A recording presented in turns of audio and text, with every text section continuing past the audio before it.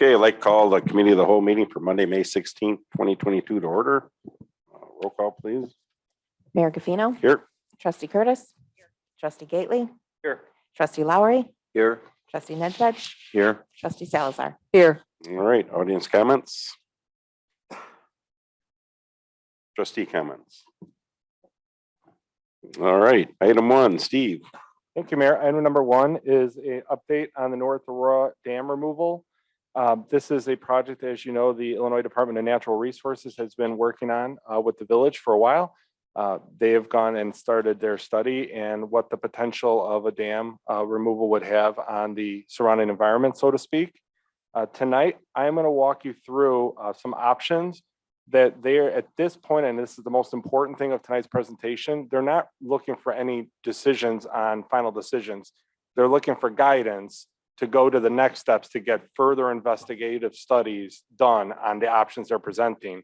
They just want to know if you like or dislike some of these, like right off the bat, and just weed them out if you don't want them. So I'm going to walk you through the PowerPoint, and then we'll follow up at the end. So the first slide here, here's a little update.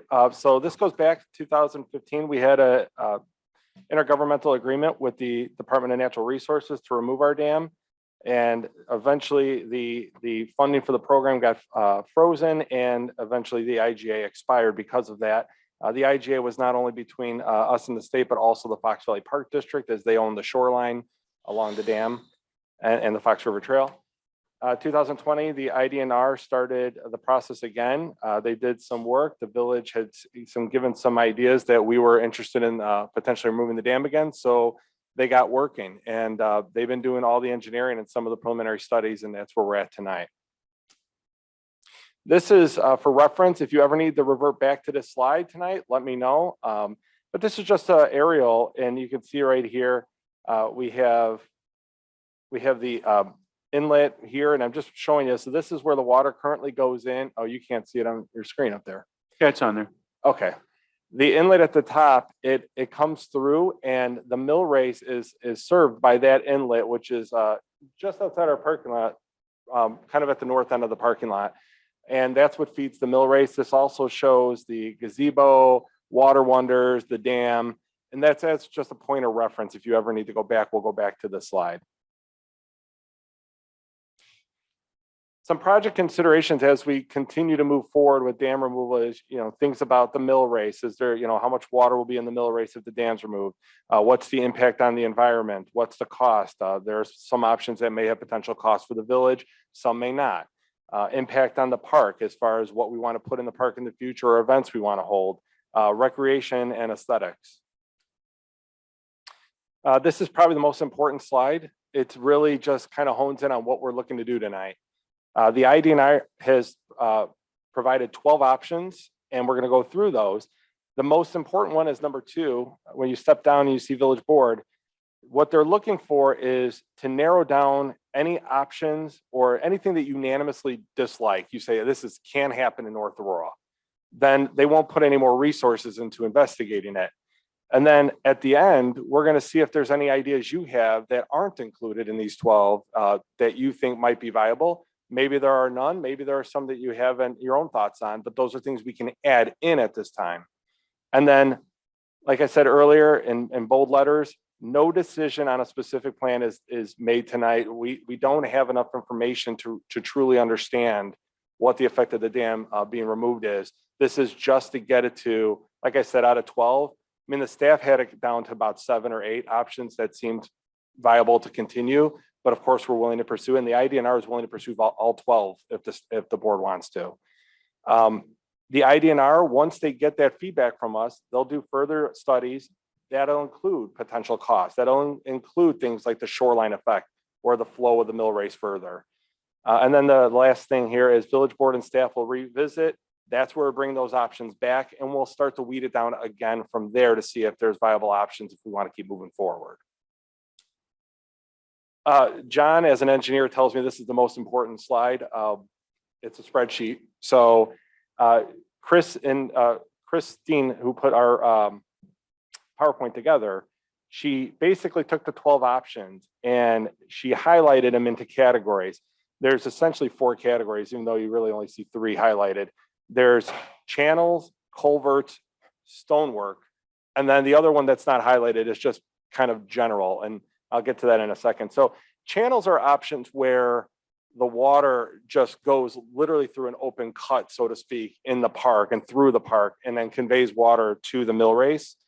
A culvert is essentially what we have now. Water goes through a culvert underground and then pops out again at the mill race. And then stonework is options if you were going to put like riprap down. So instead of having a dam, you put rocks in the water to slow the water flow. The other options here, and aptly named other options, are not removing the dam at all, removing the dam completely, or partial removal of the dam. So these are ones where it's just the dam, no frills, nothing added. It's just the dam stays, it goes, or part of the dam goes. And as you can see, we put some, to kind of help you work through this, we put some pros and cons to some of these. So I'm gonna go back to the spreadsheet. The most important thing of the spreadsheet is that it does actually talk about the mill race and how each option has an effect of the flow of water in the mill race. So what's interesting is the mill race is basically, now it may be at a lower level, but all options save the mill race except for removal of the dam. If you remove the dam, the only time the mill race will hold water is in high water times. During low times or normal conditions, the mill race will be dry if the dam's removed. That's why they give these options, so that further down the process, if you want to keep the mill race, you know what options are there that might do that. One thing to note too is we're so early still in this process that the IDNR still has further research to do to determine if the mill race has to be kept. I mean, it is possible that the mill race has to be sustained, just simply because it might be an Army Corps of Engineers requirement. We're not sure yet. So that's how these categories got broken down. And once again, here we have the obvious, it's pretty obvious what the existing conditions are. Full dam removal talks about basically the mill race is dry at certain times. It holds water only in high times. Partial dam removal, it allows water, it's essentially removing just a section of the dam, allows water to go through. It has some benefits, but not all the benefits I think the IDNR is looking for, but it's kind of that middle ground. So this is kind of just an overview of the park. And we just want to kind of show you just, I know it's hard to see out the windows right now, but there's your dam. And in the top, you have the dam again. And then that's the mill race. That's a picture of right outside Village Hall, looking at where the water comes out of the mill race and heads down south towards State Street. So here's the options that we talked about, kind of weeding them down a little bit. The first is the set of 3 we talk about regarding the channels. So these are open cuts across the river, or sorry, from the river to the mill race through the park. In this regard, what we're looking for is feedback from the board on whether or not all of these options, one of these options, none of these options make sense. To kind of guide you through that, the first one is basically just cutting a channel through the park. And as you can see, the staff put that this requires some path reconstruction. It does have impact on park usage in the future, because that's an area at the north end of the park where we have flat land, where we tend to have people congregate during our events. The middle one is a channel routed south of the Water Wonders feature in the park. Once again, it does have an impact on park usage in the future, just because that is another high traffic area where we have people and future ideas for potential amenities. The last one actually is a channel south of the gazebo. And the feedback the staff had on this one, it actually, the IDNR study shows that this actually has the best flow for the mill race.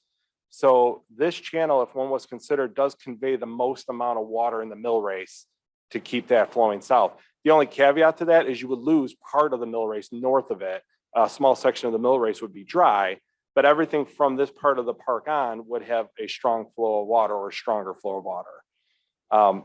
So this is the one where basically where the staff saw the benefit of this location is when the river floods in our park, it floods south of that gazebo in the middle of the park. And it naturally finds that low path from the main channel to the mill race. It naturally does that anyways. So what we're saying is if there was ever a channel, it does make sense to us that the water would convey where the water naturally likes to go. How wide is that, would that channel be? Let me see if I have it on the footnotes here. And I have the IDNR is actually on the Zoom call. So at the end, they might be able to answer some of those more directly. Let's see. And John, if you can see it, like while I keep going through it, see if you can see if it has it in the footnotes. Yeah, the proposed channel, it's footnote I, proposed open channel earthen is a 5-foot bottom with 3-to-1 slopes. So depending on the depth, it's probably, if it's 2 feet wide, 3-to-1, so maybe 9 feet wide. Then you have to put a path over that then, so we can get back and forth and. Yeah, so what you would do is you basically, the Fox River Trail, I'm assuming will be open cut, and then you'd have to put like a footbridge or something over it to let the water convey Split the underneath. park in half, kind of down here, right? Yeah, and so one of the Third. things we would have to look at is future bridges over it. But once again, they're willing to do the investigative research on this. So there's no decision that has to be, I mean, you can keep all three of these options, just get further information as they go. I think we're going to be substituting one public safety issue for another, having a 9-foot chasm, especially with the Water Wonders feature being right there. We've got a lot of kids coming down.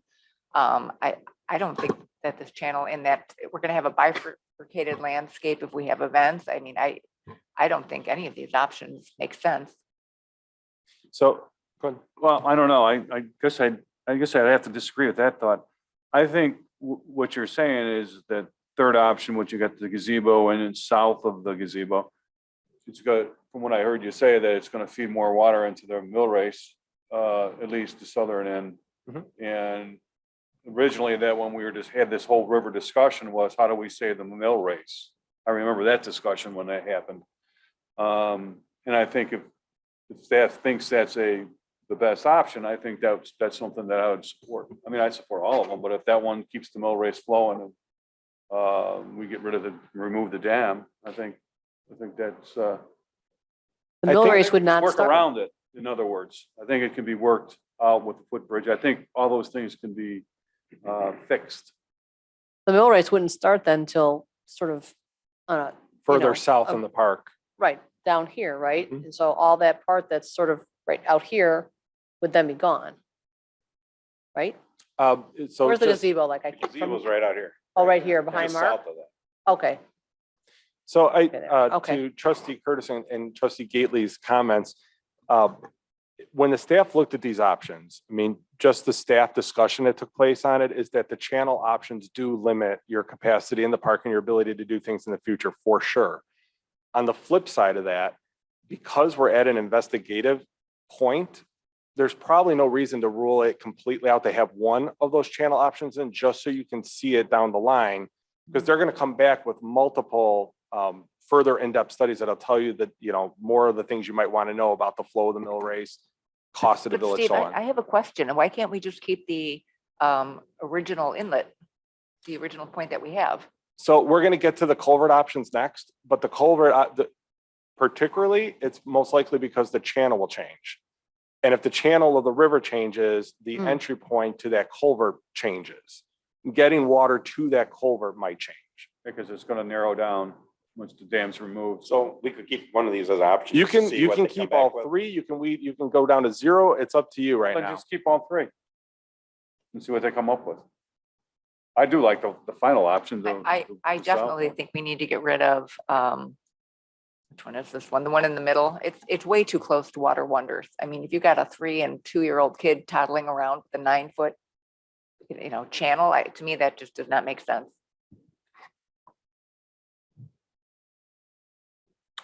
I like that third option myself. Yeah, on that third option, Steve, the the water's coming in horizontal or perpendicular to the flow of the river. How can that provide more water? That's my question. It's because the depth of the river is deeper over there. The Water depth- seeks its own level. Below the dam, it's deeper than it is above it, I believe is the answer. Okay, okay. John's got a hydrology engineer degree, so I'll just defer to John. He always tells me water flows down hills. It does. The flow Seeks its own downhill. level. Maybe option 3 then, the last Yeah, one. if you're good with Let's do that, we'll that. leave, if, It's is, just a C. okay. But we're looking to do a stage or possibly a band shell at that end. I mean, this probably isn't a great option, but we can see what. I think I agree with trustee Curtis in the water wonders there. It is close to where kids are playing. That'd the never other- rough though. That'd be like the second. No, I know. I would agree that I think that's not a good place to put it in the middle one. And then the parking lot, I think you mentioned, Steve, it cuts a lot of that usable space. When we're talking, we're gonna have water, and it'll be evident when we have North Aurora days. That's a lot of where people are at. So the only, of these three that I see, I think that, again, number 3, I would agree, is probably the best one to investigate further. So if we go forward, does it sound like option 3, we'll keep investigating that one as a possible option and remove the other 2? Yeah. I say option 3, it's technically Yeah, I was option gonna say, 5. I'm Yeah, confused. 5.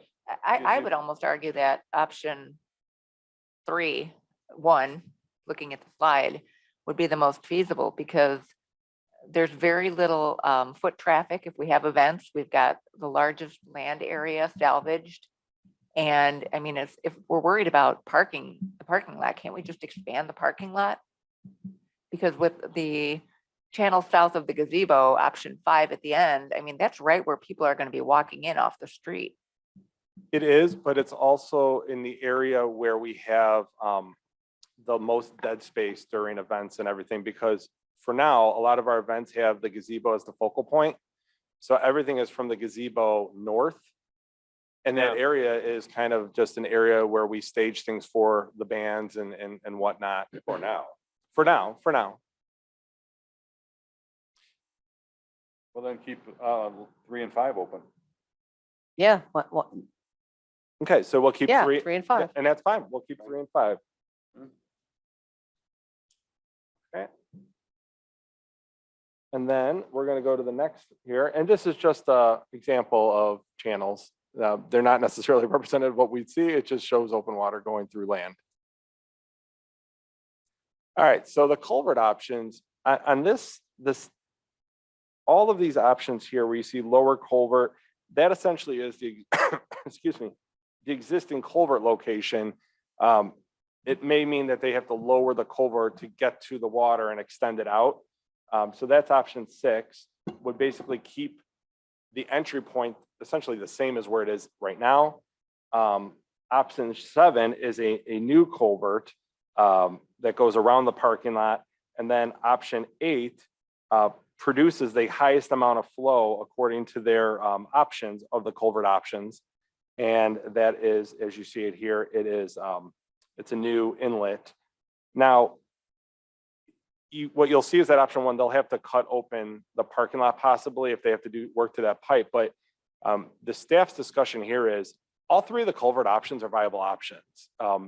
Essentially, the mill race stays where it is and the culvert just changes, like the entryway point. But we have no idea what these costs would be to the village if we had to pay for any of this work. So the only way to figure that out is to keep them in the process to get more information. Well, then just So leave them here's all my in then. question. Why culvert versus channel? I mean, from what my understanding from what I'm looking at, I mean, the culvert has minimal impact to the safety of the park. Mhm. So why would they even give us that option when one's going to basically Probably the slice cost. Yeah. slice Well, right through? That and because they wanted to give a range of options. And truth be told, like you go back more than 5 years ago, we actually had a concept plan for our park that showed an open channel through the park. And that was something that was, it was part of this study we did for future amenities of this park. I'm shocked that they would even offer that. It's a public safety hazard to have this big channel running through a park when we've got this option, which is a lot less risky and doesn't change the aesthetics of the environment as much. But that's what they're looking for. They're looking for that type of feedback tonight. If the board unanimously, let's say, felt the same way, then they would just rule that one out right now. Is this all at our expense though? Is that? kind We of- have, like I said, they won't know the cost or any of this until they do further study. So that's the next part of this. All the options that the board says, keep going forward with these options, they're going to come back with more information, including potential cost shares for these. That's where you're really going to look at these options and say, whoa, hang on a second. I like this option, but it could cost the village X amount of money.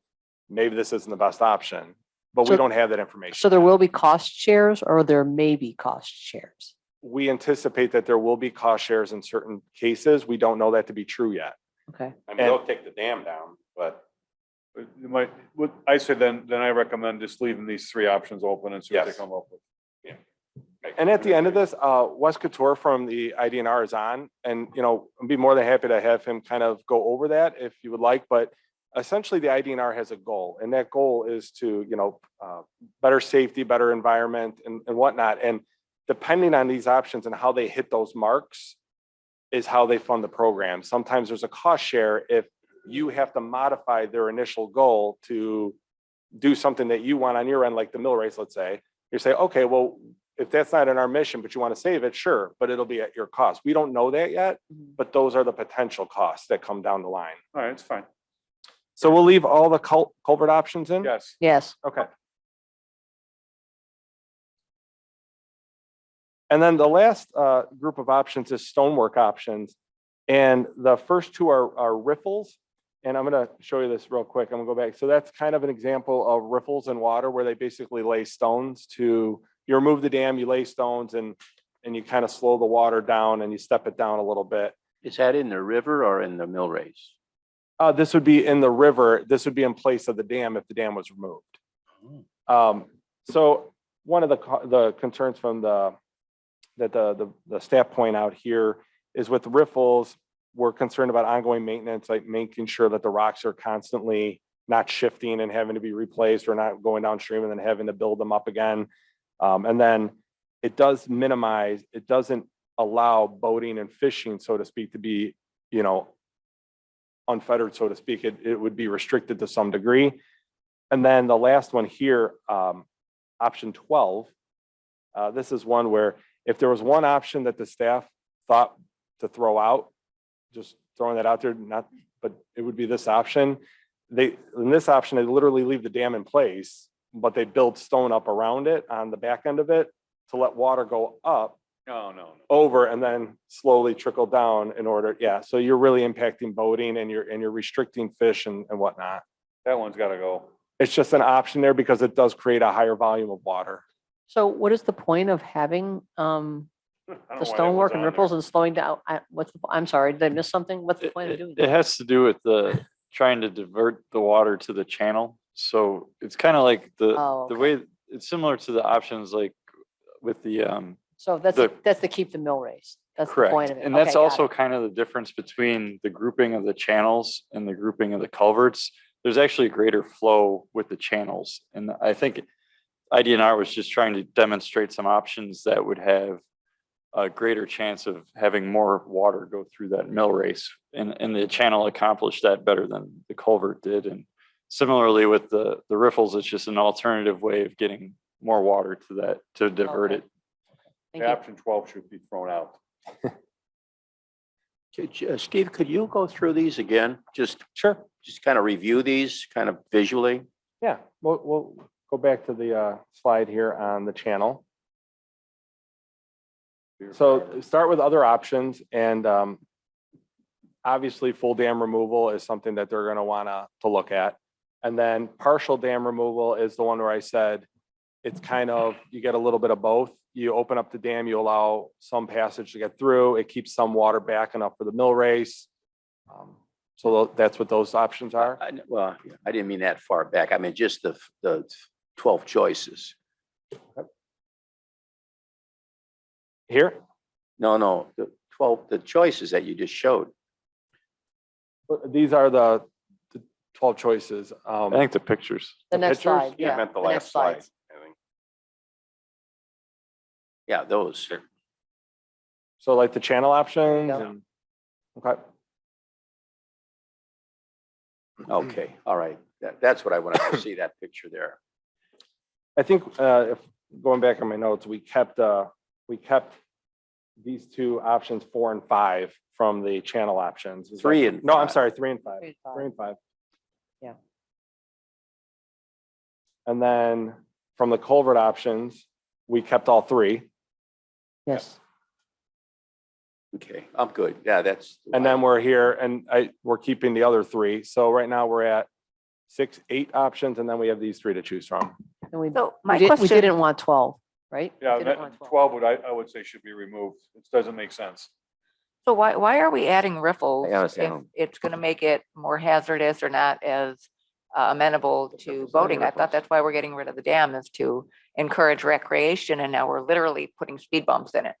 Yeah, so like John made a very good point. The IDNR is trying to give as many options as they can to hit their primary goals. Some of these options actually reduces their goals, which is where the cost share may come in later on. So I'm not sure if, we can, go to Wes on this one and have him kind of fill us in on that. But the RIF, I think they're just trying to give us the most options now so that eventually you can weed them out. But if for some reason you want it back in later, like, oh, you know what, I don't like any of these, I wish we kept that riffle one in, you'd have to go way back and engineer it again. So they're just trying to give us everything up front. And my guess is because they've done this throughout the state, every town is different. So you never know exactly what someone's going to like and what someone's not. So they're just trying to give them all to you. I think the other thing that they brought up too is if there's any other ideas the board might have that we haven't presented tonight, if you have an idea that's unique, feel free to share it with us, because I think the IDNR is open to studying anything we come up with within reason. I think I don't know, they just leave 9 and 10 on and drop 12. That's what I think. So definitely drop 12. I mean, it doesn't, Yeah. makes no sense to keep that one. Yeah, I would say drop 12. Hey, Steve, this is Wes Couture. I am on the line if anybody has any questions or if you'd like me to respond to anything specifically. Oh, well, so I have a question for you. This is Mike Lowry speaking. What about if using the this pipe, this aqueduct,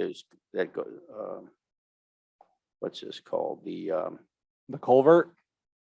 yes, the culvert. Can you extend a pipe going up the river to collect more water and just make that? Wouldn't that be the least expensive method of keeping the water flow? Will that? Yeah, so let me expound on that a little bit and just kind of elaborate on why that could work, but it has its impact. So as the culvert is now, we have artificially high water behind the dam. The dam is building up the water so that water can get pushed through that culvert with relative ease. As we take out that dam, we're going to drop the water surface behind the dam, and therefore that water won't be able to go through that culvert unless we lower the entire culvert. So while we could keep the existing culvert in place, we find that that culvert would actually be dry for a significant period of time. It's just set up too high. Now, if we extend it further into the river, it still has to come up and through that pipe to the height that's currently sitting. That's why we would have to replace the whole thing at a lower elevation to allow water to move through it more freely. I hope that answers your question. Yes, it does. Thanks. And I will speak on, I know there's a lot of question on alternative 12 as far as the rock ramp. And that's on the downstream face of the dam, just in case there was any confusion.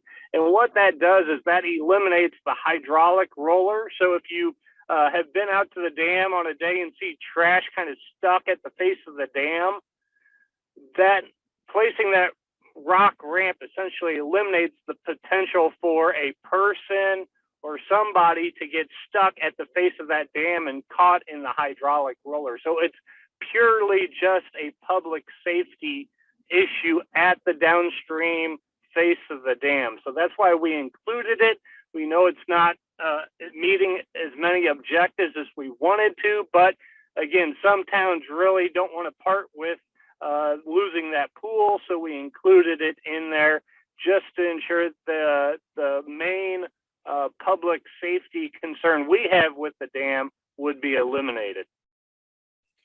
So if we have the riffle, would that completely eliminate any ability for, boat passage or will, the way it looks there, it's off to sort of one side. Does that allow for anything to come down? Is it go across the entire width of the river, or it allows for something to, it wouldn't be the entire width and you could get boats or kayaks beyond it? I'll bes- defer beside to, it? I'm gonna defer to the IDNR on that because on their spreadsheet where they break it down, it does say that the riffles will have some impact on, Yeah, it says, boating. it says impact, but it doesn't say it blocks it. So I'm just curious if there was still any ability to get. Wes, can you go beyond it. into depth a little bit about the riffles? Are we talking about, okay, just the riffles that, okay. Yeah, I'll expand on that. So riffles during times of drought, you could potentially drag bottom with a canoe if you were going across it. So what the riffles do is it artificially increases that water a little bit more to force more water through the mill race. So as we do anything that to that dam, it will decrease the amount of water that goes through the mill race by taking out the dam. So we're kind of going back to try and see if there's options to force a little bit more water through that mill race. And that's why we included some of the riffles, during normal to high flow. And again, this is something we'll work out as we do a detailed study of, how much depth is over those rocks and everything. That's all done in the detailed study. It's just during times of dry conditions, it could be a fact that a canoe or kayak or something like that could hit bottom out on those rocks.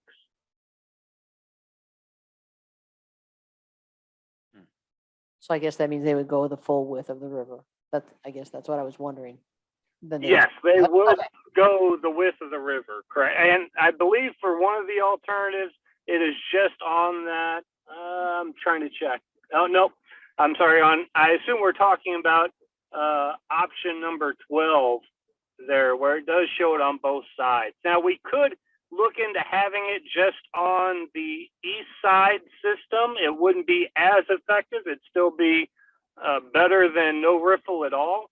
But for option 10, we are showing it for on both sides of that island that would form upstream. But like I said, we could look at just having the east side if we would like as an option. Yes. I like option 9. I think that's what the one he's describing right now.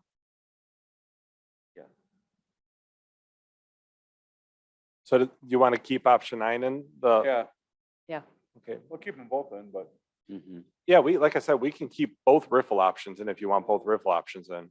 We could mark those with buoys and stuff, right? Or something.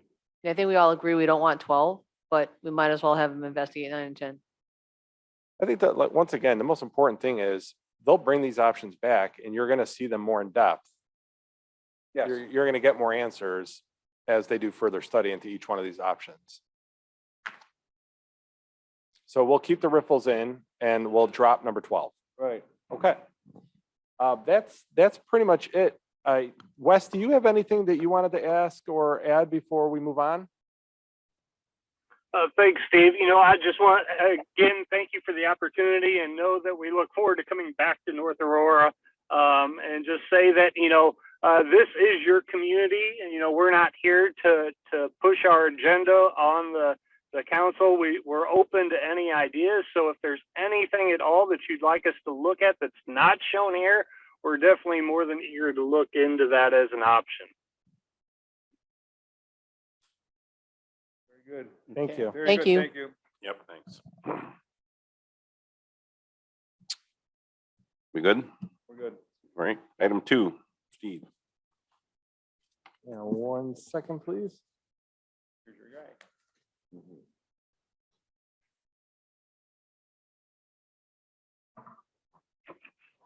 Okay. Item number 2 on the agenda is a business seeking a liquor license and supplemental video gaming license. This business is called Tracy's. As part of the application process for a liquor license and subsequent video gaming license, they are to present to the village board about their business. Right now, this is planned for the Genesis Drive area, which is by the Dunkin' Donuts off of Orchard Road, across from Woodman's in that area. The menu includes burgers, sandwiches, and appetizers. As noted in the memo and in the information provided by the person, the owner, Tracy's name is affiliated with gaming parlors. However, there is a Tracy's that operates with a full menu, and he's going to talk about his plan for this location. And the owner here is here. So James, would you like to come up and thank you?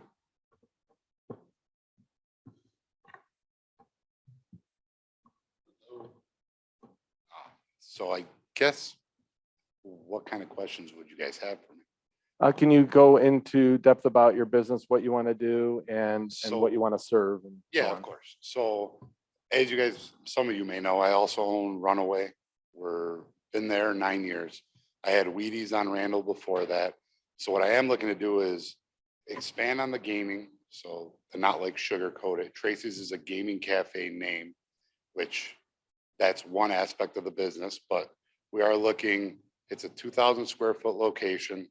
We are putting in 50 seats. We're putting in like a 12-person bar, full kitchen, hoods, grill, 2 new bathrooms, completely starting from scratch. I mean, I'm gonna have food, liquor, everything, and video gaming. I definitely didn't want to keep the same name as Runaways. Even Runaways right now, I'm in the process of changing the name to Cappies, which is our last name. But I didn't want to affiliate the two as far as like, it's very hard to find employees right now. I'm just gonna leave it at that. It's very, very hard. So if I tie myself in with one of our other names, it's gonna be very hard to be able to like cut down menus, make things differently. And the affiliation would ruin it. So as far as like Tracy's brings to the table, the funding, because I'm gonna go 50-50 with the owner of Tracy's. My brother's been in business with him in the past. He's got 23 locations. He's got he's got people in an office. He's got a full line of employees that I can work off of. So if somebody doesn't come in to this location out here, I can get somebody from one of the other 23 locations to cover. He pays thousands of dollars trying to get employees, people to come through the door. Where, I mean, I put out ads for Runaway, what was it, 3-4 weeks ago. And, I got like 4 people that applied out of $350 that I paid on Indeed. I did it on Facebook. People are putting applications, they're not coming in. He brings a lot, bigger atmosphere to the table for me. And it makes it a lot easier to function with that name. And he does have, there are Tracy's locations with full menus. Like if Carroll Stream was one of the first locations that he opened, and my brother was involved in that opening. It's been there 9 or 10 years right now, and it's literally still full menu, homemade pizzas.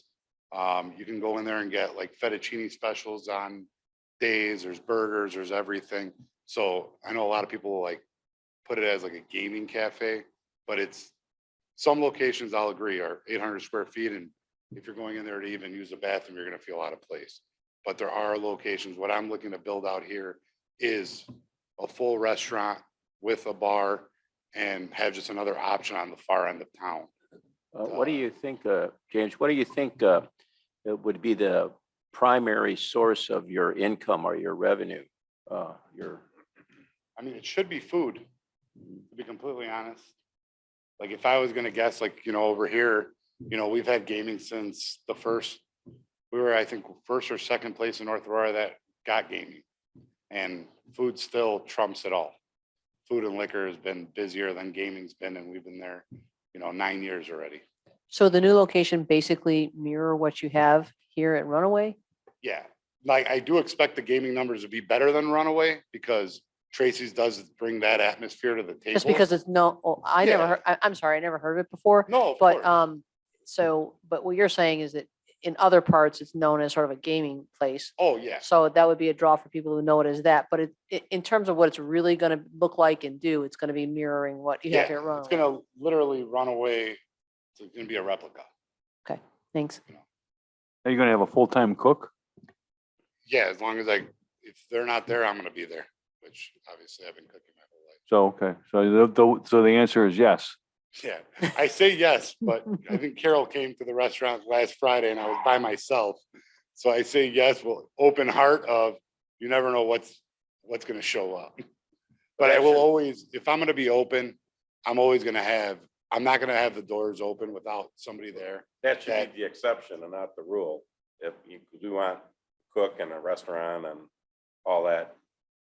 Yeah. So the answer needs to be yes, if you want us to support it, because we Well, want you to, well, let me finish, sorry.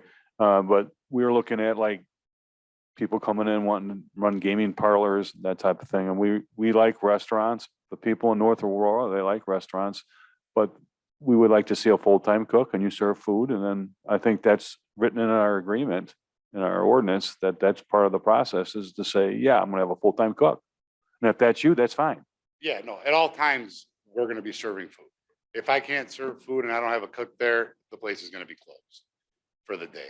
I'm not gonna be open without a cook. What I was getting at is, I would love to hire someone and pay someone to be like, this is my cook from day one. They're just not there anymore. But I will have whoever I can. I'll keep training people, and yeah, I'm not gonna open the restaurant without a cook there at all times. I got a question more about our ordinance. If we were to grant these licenses, can you remind me if, say, something's not happening well, he doesn't have a cook, the restaurant's not working, do we have the right to pull back the gaming license? Or is there a specific amount of To time? review it, yes. Yeah, we actually have, in the past, we had that issue come up with an establishment and did some investigation. They weren't operating as a video gaming, they weren't operating purely as a restaurant. They were operating more as a gaming parlor. At the time, the mayor issued a fine. We put them in violation. They had, I think it was 30 days to remedy it by building out a new menu, getting it all set together, that they were going to put out real food with a real cook on, and they had to go through all that in order to maintain their liquor license. In this case, because we now have a supplemental liquor license, essentially one of the reasons we created that is that the restaurant can stay open, but we can literally pull just the video gaming license.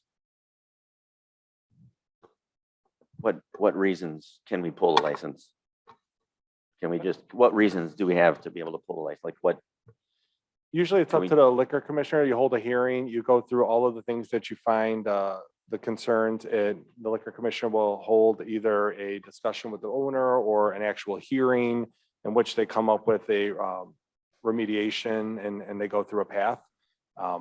It's dependent on how the liquor commissioner wants to pursue the penalties. But basically, it has to operate primarily as a restaurant with gaming as sort of an ancillary use, correct? Correct. That's what the intent is. And so for some reason, down the line, that's not really what comes to fruition, then you have the ability to review it. So I don't see any problem giving an approval since we have that ability down the line.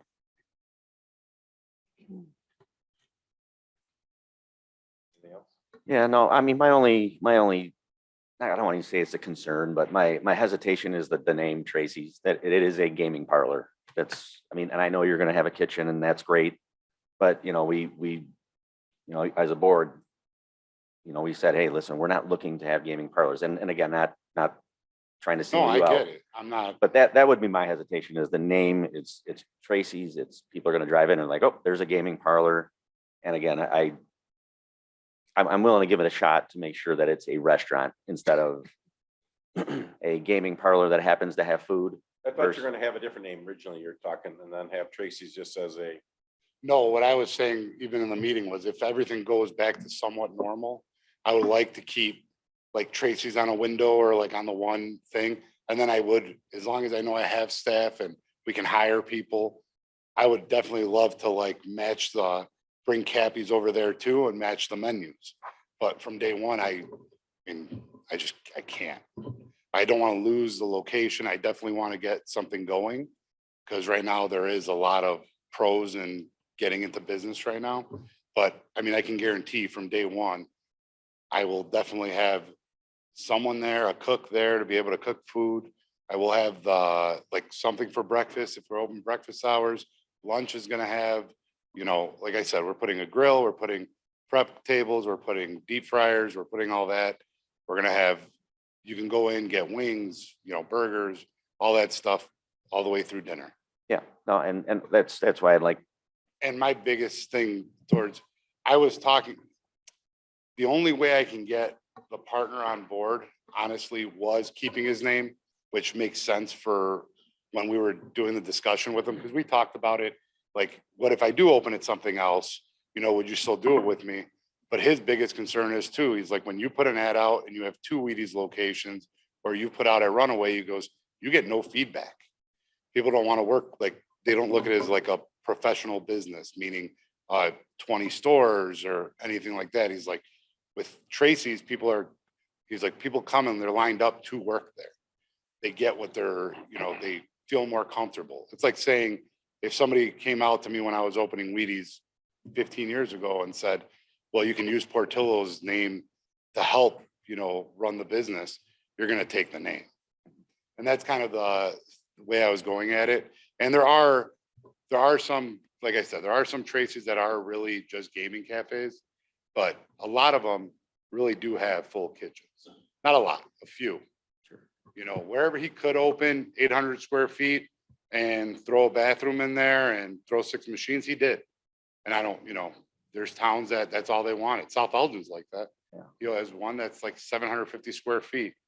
But, what we're looking to do is, like, that's why even the Subway was open. If I was looking to make it more of like smaller, cut down, I would have just tried to fit 50 seats in Subway and jam it all in. But I'm not. I'm trying to make like an actual nice restaurant, bar, go up to the bar, order food, have somewhere to go watch a game, hang out, completely brand new. And yeah, like I said, right now, the backing would be him to be able to help support me with it. So is that the name of your brother's business, Tracy's? He was affiliated. My brother is not with him anymore. My brother became a gaming operator. Oh, He got completely out of the restaurants. James, are you getting some, are you getting possible applicants for your jobs through Tracy's? How many are you Oh, he getting? gets applicants every day.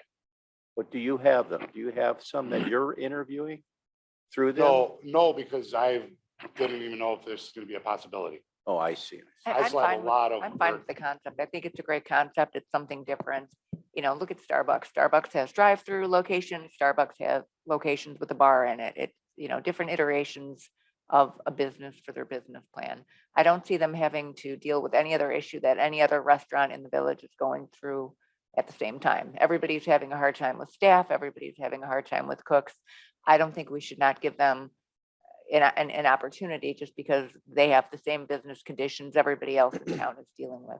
So I'm fine with it. The only caveat is that we do require them to have a kitchen, and that was one of the problems we had with the other place in town, was they had a frozen pizza, and then they thought that qualified them as a Right. restaurant. And we don't want gaming. I'm not saying you No, I would do get that. it. I'm just saying people say things and then we go find out it's not happening. Oh, my guy's sick today. Well, he's been sick all week. And we just got, French fries from, the microwave that we're handing out and stuff, you know what I'm saying? So I'm just saying that's how I look at it is, yeah, opportunity is great. We do make other restaurants. If they want gaming, there's gonna be one coming up after you. It's gonna be the same conversation that it's a restaurant first, all the other stuff second. We don't want slots being the lead component of your facility. So that's No, all I we're totally saying. get it. And that's why I even was, everybody who we would get to come to work at this Tracy's, even if they are from other stores, there is people that are on the payroll for Tracy's to get like the locations that do serve food, make them food and sanitation certified. Mhm. They run the programs. He's got a management company that literally takes them before they're even hired, gets them all their certification. So then, God forbid, the cook doesn't show up. The person that's there can operate the food. So there's always going to be somebody there. If the doors are unlocked, the person who went and unlocked it can cook the same way I've done it. How many times I've taken their order and I'm going to make it. So that is one of the precautions that we would be taking. Yeah, that's all we're asking. You just have a pool to draw from if you Oh, go in partnership with Tracy's is what you're saying. Oh, yeah. A pool for advertising, a pool for employees, until such time that you can staff it more yourself. And that, as I understand what you're saying. And then at some point you may want to change it to Cappies once you have some sort of better staffing and, Yeah, and I Okay. mean, honestly, because I see Tracy's is kind of not known out here as far as things. I don't know it. I might not even have to worry about changing the name because maybe we'll have a good following. I mean, if you didn't have gaming, as Laura mentioned, we don't hold other restaurants, so we wouldn't care. I mean, do whatever you have to do, to cook whatever you do, but because of gaming, you gotta have that restaurant component. the Oh, cook yeah. No, I component, mean, so, like the menu I gave you guys is like the minimal menu that I would have even made. Yeah. I'll be honest, that would be like and if you go to like enough restaurants around too, that's probably still and I'm gonna add a lot more. This was just to kind of like make it so where whoever I'm training can make it. And then it's very easy to put specials. Like, I mean, I serve 300 pounds of gyro out of South Elgin, 100 pounds of gyro, and I didn't even put that on there because that's when I do have a cook. That's what we're known for. That'll definitely be one of the #1 sellers there. But until I know there's somebody that I'm gonna be like, all right, you're here 6 days. It's not that person didn't show up. So, Jeff is opening the doors and he's gonna be able to cook you a burger by reading a pamphlet or going through, how long to put the timer in on fryers, but we'll always have food. But the second I find a cook that's determined and has a family and wants, this is your job, it's easy. But until then, I don't want to come in here with like a bold-faced lie and be like, here's my Cappy's menu or Runaway menu or South Elgin menu. And you're like, that's why I made it like pretty simple, a lot of bar food, restaurant options, but where honestly, anybody who is working for me after one day of training can cook this food. Again, I'm for it because I feel like we have a fail safe and that we can Yeah. review the license. If it isn't, if it isn't, then we have a way to pull it back or get some remedy. So I'm for it. Yeah, I'm for it too. I'm definitely for it. okay. Anything else, Steve, from us, or, Nope. all right, thanks, Jim. Thank you. All right, item 3, Steve. Okay, so the next item is also a business seeking a liquor license and supplemental video gaming license. They, as required for the board. They are a business planned in the previous Mama's Kitchen location over on Lincoln Way. They are the owners of the building and which is why you're gonna see they're using the same floor plan that was presented under Mama's Kitchen. And their menu is prepared bowls with like rice bowls with a world flair. And they are here to speak on behalf of their business. Good evening, everyone. Hello.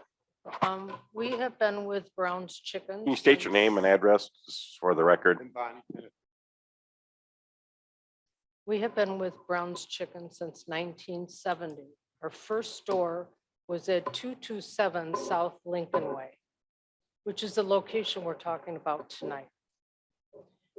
We are operating a restaurant in Aurora right now on Galena Boulevard. And we are operating a Mexican restaurant in Aurora, which serves liquor and gaming. And the Tijuana's has been open since 1990. So this location in North Aurora was my husband's first job with Mr. Brown. So it put 6 of our children through college.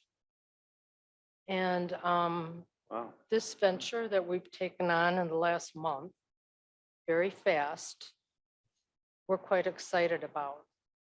We have worked in Brown's with a bowl concept that has been hugely successful using Brown's products.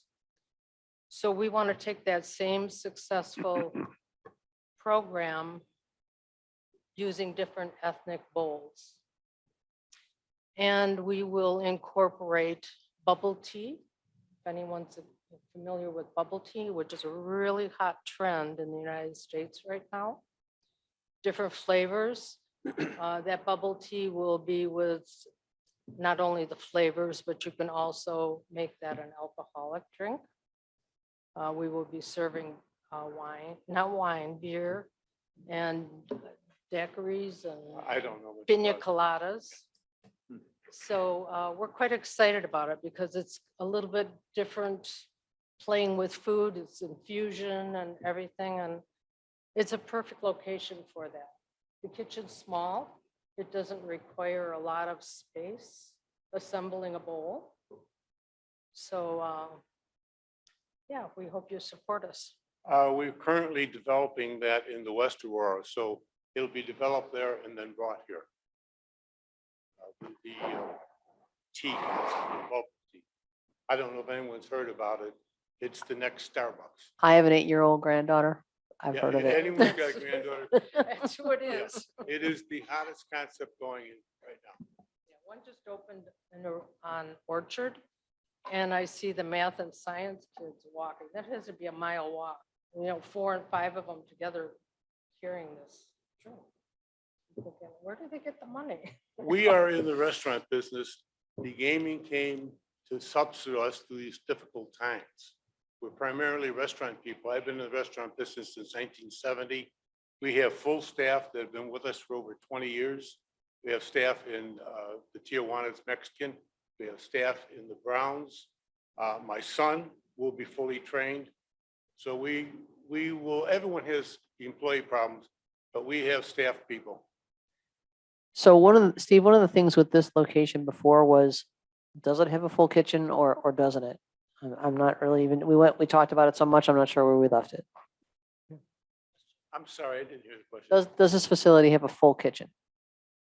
Can you explain the layout? And you have it on the screen in front of you. Explain Can the you layout? explain what kind of equipment and everything you'd have in the kitchen? It'll be a full, the investment is in the kitchen, to make it into a restaurant. We've met the codes with the fire department. We've talked to the Fox Valley, and we will then go to the health department. The right corner is the kitchen, and then the rest of it is the seating, except adjacent to the kitchen is the gaming machines.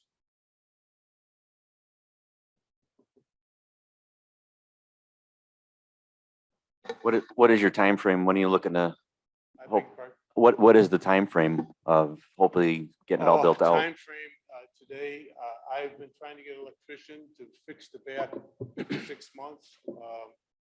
We would like to move as fast as we can. Some of the trades we've been in business with for years that built many of our restaurants. I'm hoping 3 months. Okay. Hoping. Okay.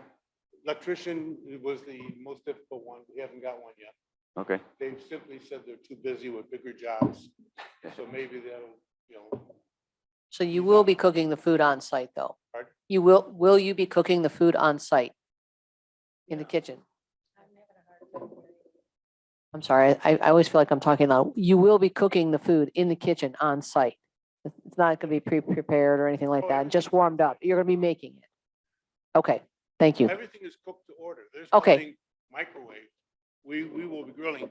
The other restaurant will be a commissary for the bulk. Like if we're baking roast or anything else like that. No, everything there will be made to order. cooked to Okay, order. yeah, that's all, there's no- yeah, There's no microwave. okay, operation here. okay, thank you. That's all I wanted clarification on. This is an example that's being shown on the screen right now. Brown's has developed over 20 bowls. And, there's locations that are. selling as Ma'am, you'll much as have to speak 180 into the bowls micro. per Yeah, day. ma'am. You'll have to speak into the microphone. Oh, I'm sorry. I said, this is an example of the bowls that we've developed for Brown's Chicken. I do a lot of the R&D for Brown's. And some of the locations are selling over 180 bowls per day. Wow. So it's very high quality Oh, high food, quality. Turkey, nice shrimp, variety. Lobster, Hungry now. I'll take a bowl. pasta. The #1 bowl, believe it or not, jambalaya. I think it's a great idea. It's something novel, something new for the village. And we put it in as an LTO, trying to catch the Mardi Gras, but it stayed. We put it in 4 years ago, so it's our #1 bowl. So I think with that background, Good lady. we want to go towards ethnic bowls where there's a variety of Korean, Asian, Mexican, Italian. And I actually think that location is so perfect for something like that because it's smaller and there's a lot of traffic going back and forth. Eventually, we would love to get a drive-through, which the drive-through window is still there. Just needs to be, operating again.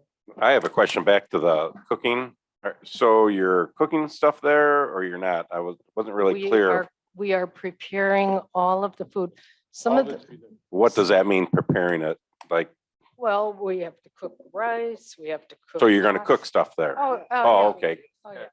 All right. A lot of the bulk raw meat will be cooked bulk at the commissary and brought, Okay. and then reheated oven. Yeah. Same question that we had to the other gentleman. Well, you'll have somebody there that can cook? Oh, yeah, we have a staff. We have a Okay. staff to back us up in Tijuana's. I actually have a Mexican family right now that's been with me for over 18 years, and he's very interested in taking over that kitchen. He has a wide background of different types of food. And for us, that's not a problem. We have a lot of stability in our staff. That's good. What Okay. I would like to see in Brown's, almost all our managers, I've been there 40 some years, they started with us as managers and they became owners. This gentleman, if he does well, we would love to see an owner operator in the kitchen. That's the way we grow. That's where we go, with owner operators. He lives in the area. He's been a chef for 18 years. He's very excited. His brother, they have the whole family. All right, sounds good. We'll take care of it, yeah. I like the idea. I think it's something novel, like Trustee It's Curtis a said, lot of it's fun. something different than anything else that we know of in the village. So I would be in favor of it. All right. Well, thank you. Thank you. Good. Thank you. Have a good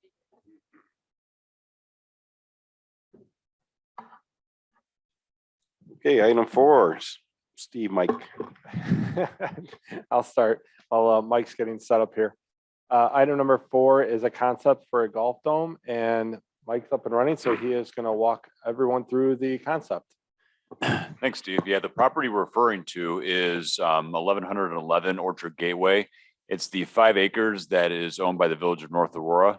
Again, northwest corner of Randall Road and Orchard Gateway. We've been presented with a golf dome plan, which was included with the packet. I'll let the gentleman who is looking to open the business explain the operations. But this is within the town center PUD plan development, which consists of all the properties, obviously, which are going to be west of Randall Road, including Target, JCPenney.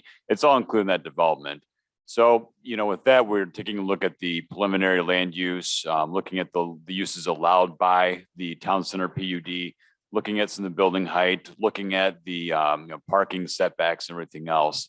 And just in looking at it at first blush, it does sound like there would be a need to come back through the public hearing process, particularly with the building height. I think it's showing just a shade over 66 feet, and where the peak height in the B2 for the town center can be 55 feet. So there would be consideration here, but all we're looking for here today is just to show the site plan, show some of the renderings, and just see what the feedback is from the village board on this sort of concept. We don't have a indoor golfing drive range in town. It's fairly unique. It is an indoor recreational use. So with that, we just want to get some feedback and see if this would be a fit for this property here in North Aurora. So Ron, if you want to maybe go ahead and explain some of your business operations. Yeah, I'm Ron Walker from Yorkville, Illinois. I represent Whitetail Ridge Golf Club in Yorkville off of 126 in between Yorkville and Oswego. So basically what we're trying to do here is to fill the so-called 5 months of the golf season that kind of dies in the Midwest here. Our golf course now is open year round, but most of our business obviously is done between the months of April, other than this year. Usually wraps up around November. Although if we do get nice weather, we stay open. What we're proposing to do here is to bring those same golfers along with, right now there's approximately 30 courses that are within a 30-minute time frame as far as driving to get to this site here in North Aurora. So that's why we kind of moved a little bit north from where we are. It takes us, we're one of the further courses away, actually. It takes us about 25 to 26 minutes to get here. But what happens is inside the dome, it's 200 by 350 feet. There's two tiers. So you have the ground level that there would be 15 hitting bays, and then there'd be stairs at both ends of a mezzanine that would take people up to a second level. And most of what happens in today's world, there's been a few of these in the area, more so northern Illinois, that have gone up. But the big thing nowadays is the technology. So if anybody happens to watch golf, you see the top tracer technology that everybody is kind of implementing, what gives you the head speed, club head speed, ball flight, spin of the ball, and things of that nature. That's where you try to take it to the next level. So it's something that we feel that in 5 months we can do just about as much business in the dome as we do in 7 months. During the summer and spring and fall months. Reason being is because there's no rainouts. Obviously, you don't have wind issues, you don't have rainouts, you don't have other numerous things that would stop you from coming in. What you see on the screen there is a little bit of a idea. That's the second level there. There's lights that shine out on the behind, and then up on the actual light stanchions there's cameras that pick up 3 cameras pointed at each bay, which picks up the ball flight, ball speed. It's basically radar technology. And then there's monitors off to the side that the people can go back and see exactly what their results were. There's also games that can be played on it, no different than a simulator. You could come in and play an actual Pebble Beach. You could play Augusta if you wanted to, things of that nature. I think they offer upwards of 100 plus courses that you can play in today's world. And the technology is changing constantly. What you do is you sign up an agreement with Top Tracer or TrackMan's, another company that does it. And then as the technology advances, they come in and they're the ones that actually change the all the data and everything that's being sent to the computers at that time frame. The building will be very similar to what you're seeing there at that Oakland University. Ours would be a little bit bigger. We will have a restaurant in there to serve the golfers. The other thing we would be asking for is a liquor license. For obvious reasons, it kind of goes hand in hand with golf nowadays.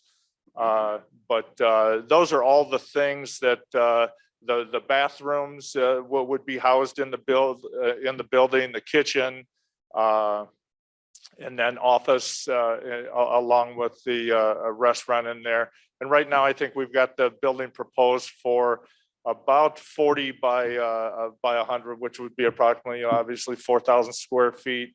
And I believe with that, the restaurant would seat approximately 40 to 60 people, depending on spacing in that. The parking lot that we have proposed there is roughly, if every bay was taken up with 4 guys hitting, which would mean basically they would be there for a 4-hour period. It's usually 1 person per hour to play around a golf or to hit balls. But so I believe what we have on there drawn is approximately 140 to 160 parking spots at this point. We have been talking to the fire department as far as access, fire suppression and things of that nature. But that's what we're proposing. We've been in Whitetail now. Whitetail is a upper scale golf course.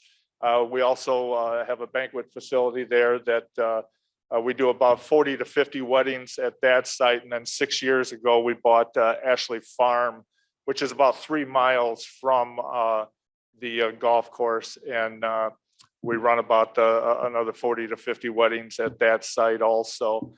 So we've been doing this quite a while. We've had pretty good success doing it. And that's basically it. All of our cooks are hired. I know it's a big thing nowadays. It is tough. We have 5 cooks on staff at all times for our restaurant. And then most of our business is in the banquet side of it when it comes to the restaurant, though. Although we do several golf outings, fundraisers, things of that nature at the site now. So basically what we would be doing in the winter months is be bringing people, a lot of our people from Whitetail Ridge to the North Aurora site here to service the individuals and everything. So we anticipate it will, if we are successful at getting this site, that it'll probably blow up a little bit faster than we want it to. Right now, like I said, our model is based on those 5 months that would be the so-called off-season. But with that. I have a question. So Yes. it would be open only 5 months? That was the part that I personally, at my age, I was hoping for that, but I'm afraid we would probably be into a 12-month thing, because what you're going to see is the hours would definitely change. You know, to where during the season, I'm talking this golf season, you would probably be an 8 o'clock to 8 o'clock at night, maybe a couple hours later on the weekends. That people would still come in and hit balls. During the summer month, you might be closed a day or two and then focus more toward the evening hours. I like the idea because we don't have a driving range here. The closest Yeah, one I think is I know Orchard they Valley. closed 2 of them, yeah. Yeah, So, when I was little, I grew up on the east side of Aurora, so we used to come up this way to hit balls and that. I think the whole plan is excellent. I just was Well, thank you. curious. I think the plan is great. I mean, I like your idea. And having a restaurant is just a bonus, but yeah, we like to have a place to drive balls, and it will be full probably more than you think during the summer months as well. 'Cause there's That's no more what, driving range. Yeah, like I say, my son-in-laws brought this idea to me. They kind of run the golf course for us down there, and my daughters run the banquet side of it. But I think you're absolutely right. It's more of a destination, and as long as Whitetail Ridge is kind of the same thing as far as a golf course. We're you go south of Whitetail Ridge and you don't hit there's not a lot out there, but in most of the developments we have done have been in the Kendall County and that Yorkville area, but we like the idea, like I said, you start Googling and looking at things and where all these golf courses are. And I was shocked myself when I saw that there was 30 of them within, actually, I think it's 28 minutes of this site. Now that's in today's world, but so that will change. No, I think you do real well. I like Yeah. your whole idea. I like- Very good. Love the concept. I just had a question about the restaurant. I was actually out at Mistwood, the Dome, a couple of weeks ago. Yeah, this is basically what it's based off of. This And is it's a great Mistwood. concept. We had a blast. Are you gonna have like, at Mistwood, they had like putting greens and chipping stations? Yeah, yes, we would. Yeah, you'd have I don't know if we're gonna do the chipping. My son-in-law is a PGA professional. He said that the chipping area is a little overrated. Most guys are gonna go up onto their actual station and chip. I've seen some of them. I think one of the pictures actually shows a green out in the center. And so some of the indoor ones, there's a real nice one in Buffalo who run by a real nice lady, and she did the same thing. And this is her dome here. It's called, it used to be the Whirly Dome. Now they just call it the dome. And you can see where they've got the little landing areas. So a lot of the chipping in that they do out to that area. And then the restaurant, so the days that the dome would not be functioning, would the restaurant be open? We're not sure with that. Like the one gentleman says, it's so hard today's world trying to get people to work and everything. We're assuming if the dome is open, or if the restaurant's open, the dome is open. But we wouldn't. We're not in the restaurant business, is so to say. You know, all of ours, what we do at Whitetail is mostly the banquets, that type of thing. So we have a restaurant and everything that service the golfers. So that's what we would be focused on here, is servicing the actual golfers that are there. So if the building is open, we would probably have the golf course and the restaurant would both be open. Yeah. Pat? I like the concept of the restaurant, the golf, all that. Aesthetically, I think that's an absolute horrible spot to put a dome, honestly. It's in the middle of big box. It's not in the middle of distribution anything. It's in plain view of all the houses that back up to that wetland area. These domes you see forever. So Would it be white? I think Yeah. They make them, you can get different colors, but what we're aiming for right now, it's a translucent white color. Yes. I mean, if it was on the other side of JCPenney, like in the parking lot over there or something, great. But I think what we're missing is something's going to end up going there, and it's probably going to be another distribution center or Not, or we're the something. ones that decide that, don't we? Well, What right, goes and there? We already I think decided we this weren't is gonna doing any give more us- distribution centers. I think. Yeah, gonna make us to a me, destination. this is And worse that's than a what we're trying distribution to center. do, One- is bring one more at a time. people to the village. Yeah. Honestly, aesthetically, this to me is worse than a distribution center. I'd rather see, I mean, I don't know what I'd rather see. I just, I mean, This is 6.5 stories tall. Yeah. Correct? That is pretty tall. It's big and it's tall. Yes. Yeah. And I appreciate your, Mr. I can't pronounce your last name. Nedved. it's okay. Mister, Todd. I appreciate that. Yeah. Like I say, it's one of our bigger concerns. No two ways. And here's the other thing to remember about me. I'm gonna be 62 in 2 weeks here. We want to go where we're wanted. And I told the guys when I met with Steve and when I met with Mike, and I think Dave was in the room too, that is the first thing, the words that I said. So we're just here, the feeling out process, and Yeah, I mean, it's and right. I agree. Some people are gonna say, oh, yeah. Yeah. I mean, really like the idea. I have to, I really do hate to say it, but I think it's really big. And the other question that I had is that the land that is behind it to the north, is that developable land, or is that slated to be developed into something else at some point? At the wetland. That's the wetlands. The wetland. So the answer is no. No. Okay. And so, and then the land to the west is slated for, that's just, what is it zoned there? It's all B2 PUD. B2, okay. Yeah, I feel a little bit conflicted about its size. I think I would probably go out there and just take a look how close they are to the residences. Otherwise, I love the idea. I think it's really fun. I think I mean, that's there's the a lot of first- golfers, and I think, you know, it would do well. My only reservation is the size of it, Yeah, but I have- we want you here. I don't know, I want you in Yeah. that spot. Yeah, no, I know it's tough because you got like Top Golf, which is what, 8 miles down the street from here, I believe, and there you deal with the lights. You know, it is a catch-22. You know, but you don't have the big white like I'll call you Todd because Perfect.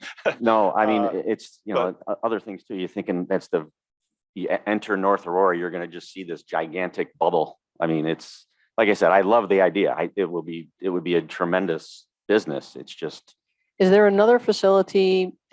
I know you don't have another one like this, but is there another one in the area? Maybe the one Yeah. that Trustee Curtis was talking about that Yeah, sort of there mimics is. the size? the closest one here is she's talking about the one in Mistwood, which is actually a Bolingbrook, if I'm not mistaken, Oh, okay. Bolingbrook or Romeoville. There is one on bypass 30, a dome. It's not a golf dome. That one's a little bit bigger. I believe that's 260 feet by 300 feet. And the height is determined by the width. So the 260 would take it to probably 80 feet high. So that's, That one. that's 14 feet taller than this one would be. Is that correct? Correct, Okay. yes. It's right off of, I believe it's It's on, 30. it's on Hill Avenue. Yeah, 30 and But, Hill Avenue, yeah. So I that, have- so that one, so I do know that one. So that one is bigger than what you're proposing here in terms of height. Yes, correct. Okay, okay. Yep. I think that you're losing focus when you have a facility like this, just because I golf, I like to golf. That how many people are gonna come into that area and it's a struggling little business center we have over there at JCPenney's and Target. And this the traffic flow that we're gonna have a restaurant coming in, Casey's, I believe, coming in over there. I just think that it's gonna bring a lot of traffic flow during a course of those 5 months. Like what you're looking at, like what, December through May, somewhere in there? Yeah. There's gonna be a lot of people exactly, coming yeah, in. we're- What would you think? Our, a our lot of model people- is based off of, basically you would have, on a normal day, about 360 so-called tea times, which we know that's a booked hour. So you can do the math, 360 a day times 30, you're running into the 12,000 per month. So I guess my argument, Todd, it would help our business climate in that area where we're kind of struggling. I get you, Mark. I'm trying to think as a homeowner here as well. I mean, you got $500,000 homes over there that are gonna be looking out their back porches now at a 300-foot bubble. Well, You know. those homes are like, it's quite a distance between where they're gonna be locating You the. drive. If I'm not mistaken, Take a there's drive also over the there. big ComEd lines back there too, correct? Yes, On the, yeah. that they I stare at. I understand. I'm- I'm trying to voice what I Yeah, bet we're gonna hear a lot from homeowners if they hear I- about it. So If I was a homeowner, I would be more concerned about a DC going in because then you've got loading docks, you've got trucks, you've got things that go along with that type of a product. This type of a product, yes, it's big, it's white. But again, when you buy a house or you develop something abutting commercial industrial, I mean, there is an expectation that you're not going to have, Not gonna be view open field. forever. But I'm just trying to say, I mean, there's things we can do to aesthetically, landscape or berming or whatever it's going to take. But if you were living in those houses, I mean, would you rather see loading docks or a dome that has no lights and no noise? And well, there's not enough room to have distribution centers on that side of the street, I don't believe. any type of business, you're going to have an issue with, you're not going to have a residential view. At least they've got this 200, 300, 400, whatever it is, wetland separating it. It's not like it's 50 feet behind it. I'm just gonna say, I'm in favor of it. I like the business and I'm gonna drive out to that subdivision. I'm gonna see what it looks like from there. Yeah, I mean, just to put in perspective, it'd probably be about 20 feet taller than the buildings on Orchard Gateway. South of that, the Opus industrial buildings would be about 20 feet taller than that. Okay, thank you for that reference. And what we do if this advances, we probably prepare some exhibits that would show some of the area building heights, just to give you as much perspective as we possibly could. Mike? anything? I've been quiet for a reason. I'm kind of in agreement with Todd in terms of it's just not architecturally appealing. We all agree to that. However, I want to argue something with you, Todd.